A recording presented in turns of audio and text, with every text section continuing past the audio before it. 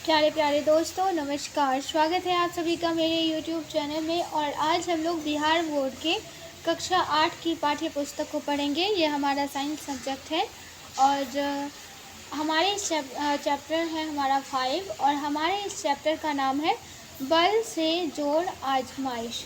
आइए देखते हैं इस चैप्टर में क्या है। वस्तुओं की गति से आप पूर्व परिचित है। क्या आप बता सकते हैं कि कोई वस्तु दूसरी वस्तु की अपेक्षा धीमी या तेज गति से कैसे गतिशील है? किसी वस्तु द्वारा इकाई समय में तय की गई दूरी से क्या अर्थ निकलता है? वस्तु की गति का धीमा या तेज हो जाना या गति की दिशा परिवर्तन होना कैसे संभव हो पाता है? आप अपने आसपास होने वाले घटनाओं पर विचार कीजिए। साइकिल को गतिशील रखने के लिए आप क्या करते हैं? साइकिल को और अधिक तेज चलाने के लिए क्या करते हैं? फुटबॉल के मैदान में गतिशील गेंद को रोकने के लिए खिलाड़ी क्या करता है? बैडमिंटन के खेल में कॉर्क की गति की दिशा किस प्रकार लगातार बदलती जाती है? घर में या विद्यालय में मेज को एक स्थान से दूसरे स्थान तक ले जाने के लिए आप कैसे प्रयास करते हैं? पृथ्वी किसी वस्तु को क्यों अपनी ओर खींचती है? चुंबक द्वारा लोहा क्यों आकर्षित होता है? आप जब किसी वस्तु को फेंकते हैं, ठोकर मारते हैं, निचोड़ते हैं, लुढ़काते हैं, उठाते हैं, प्रहार करते हैं, पकड़ते हैं या खींचते हैं, तो वास्तव में उस पर बल लगाते हैं। बल क्या है? जिस वस्तु पर यह लगता है उस पर क्या प्रभाव छोड़ता है? इस अध्याय में हम ऐसे ही प्रश्नों के उत्तर जानेंगे या खोज करेंगे। बल धक्का देना या खींचना। आइए वस्तुओं की विभिन्न स्थिति में गति के कुछ उदाहरण लीजिए। प्रत्येक स्थिति में वस्तु की गति को धक्का देना या खींचना और उठाना के रूप में पहचानिए। इसे तालिकाबद्ध कीजिए। आपने ध्यान दिया है कि ऊपर वर्णित क्रियाओं में प्रत्येक क्रियाकलाप को धक्का या खींचना के रूप में व्यक्त किया जा सकता है। इस प्रकार आप कह सकते हैं कि किसी वस्तु को गति में लाने के लिए, गतिशील पदार्थ को विराम में लाने के लिए या किसी वस्तु की गति की दिशा परिवर्तित करने हेतु उसे धक्का देना या खींचना पड़ता है। भौतिकी में इस प्रकार के प्रभाव को, जिससे वस्तु की स्थिति यथा विराम या गति की अवस्था परिवर्तित हो जाए या उसकी दिशा बदल जाए, बल कहलाती है। इस प्रकार आप कह सकते हैं कि बल एक प्रकार का धक्का या खिंचाव है। क्या आप जानते हैं बल को मापने हेतु जिस इकाई का प्रयोग करते हैं उसे न्यूटन कहा जाता है। बल अन्योन्य क्रिया के कारण लगते हैं।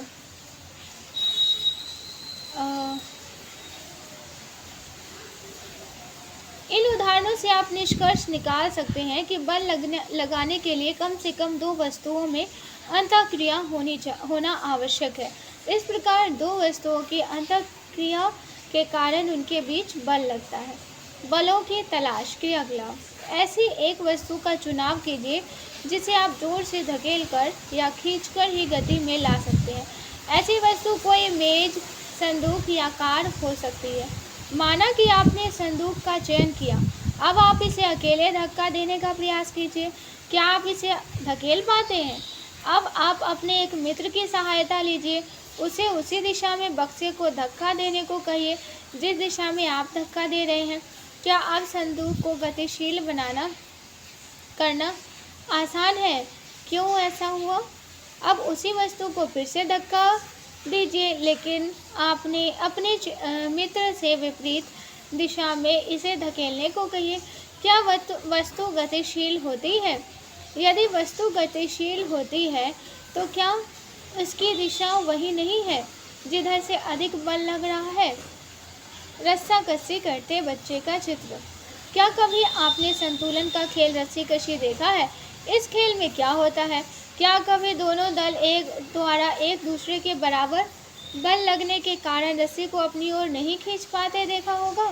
ऐसा क्यों होता है? फिर जो दल अधिक जोर से खींचता है, अर्थात उस दल द्वारा अधिक बल लगाया जाता है, वह विजयी हो जाता है। ये उदाहरण क्या इंगित करते हैं? किसी वस्तु पर एक ही दिशा में लगते हुए बल जुड़ जाते हैं। किसी वस्तु पर दो बल विपरीत दिशा में कार्य करते हैं तो वस्तु पर लगने वाला एक कुल बल दोनों बलों के अंतर के बराबर होता है। बल एक दूसरे से बड़ा या छोटा हो सकता है। बल की प्रबलता इसके परिणाम से मापी जाती है। बल का उल्लेख करते समय हमें उसके दिशा का उल्लेख करना भी आवश्यक है। क्या आप बता सकते हैं कि ऐसी भौतिक राशियाँ जिसमें परिमाण एवं दिशा दोनों हो, उसे क्या कहा जाता है? ऐसी राशियाँ सदिश राशियाँ कहलाती हैं। यदि लगाए गए बल का परिमाण या दिशा बदलता है तो बल का प्रभाव भी बदल जाता है। इसका अर्थ हुआ कि स्थिर वस्तु पर जब बल लगाया जाता है तो वह गतिशील हो सकती है। गतिशील वस्तु पर बल लगाने से उसकी गति और बढ़ सकती है तथा जब बल विपरीत दिशा में लगाया गया हो तो परिणाम स्वरूप वस्तु की गति मंद हो जाती है। बल का प्रभाव। बल लगाकर किसी वस्तु की आकृति बदली जा सकती है। एक बैलून लीजिए, उसमें हवा भरिए, इसकी आकृति बदल गई। बैलून के मुंह को धागे से बांध दीजिए, इस पर दोनों हाथों से बल लगाइए, बैलून की आकृति बदल जाती है। बच्चे प्लास्टोस्टेन का प्रयोग कर विभिन्न प्रकार की आकृति के खिलौने का निर्माण इसे दबाकर करते हैं। रसोई घर में माँ गीले आटे पर बल का प्रयोग कर ही चपाती बनाती है। कुम्हार गुथी हुई रोटी को चाक पर रखकर बल प्रयोग द्वारा ही विभिन्न आकृति के बर्तन को बनाता है। टूथपेस्ट के ट्यूब को जब दबाया जाता है तो क्या होता है? बल को प्रयोग कर किसी वस्तु को विराम की स्थिति से गतिशील अवस्था में लाया जाता है। फुटबॉल जब मैदान में स्थिर अवस्था में रखी हो तो उस पर बल लगाकर गति उत्पन्न किया जाता है। हमारे दैनिक जीवन में बल का उपयोग पुस्तक, कुर्सी, वाहन आदि को क्रमशः उठाने, स्थान परिवर्तन करने, गति प्रदान करने के लिए किया जाता है। बल का प्रयोग गतिशील वस्तु की दिशा बदलने के लिए किया जाता है। बल का प्रयोग कर गतिशील वस्तु को गति को बढ़ाया जा सकता है, घटाया जा सकता है और शून्य किया जा सकता है। क्रिकेट का खेल एक अच्छा उदाहरण है जिसके द्वारा बल का प्रयोग एवं इसकी गति पर प्रभाव को दिखलाया जा सकता है। जब गेंद गेंदबाज के हाथों में होता है तो वह विराम में होती है। जब गेंदबाजी करता है तब गेंद गति में आ जाती है। बल्लेबाज द्वारा गेंद पर प्रहार करने से गेंद की गति धीमी या तेज हो जाती है। क्षेत्र रक्षक के द्वारा गतिशील गेंद को रोककर उसे फिर विराम अवस्था में पहुंचाया जाता है। उपयुक्त सभी क्रियाओं में बल का प्रयोग होता है। कूली जब किसी वस्तु को अपने सिर पर रखकर खड़ा होता है तो उसके द्वारा भी हर क्षण उस वस्तु को ऊपर उठाए हुए रखने के लिए बल लगाया जाता है, क्योंकि पृथ्वी का गुरुत्वाकर्षण बल वस्तु को नीचे की ओर खींचता रहता है। कूली द्वारा पेशीय बल का प्रयोग किया जाता है। क्या आप बता सकते हैं पृथ्वी द्वारा आकर्षण बल क्या कहलाता है? मुख्य रूप से बल को दो भागों में विभाजित किया जाता है, संपर्क बल और असंपर्क बल।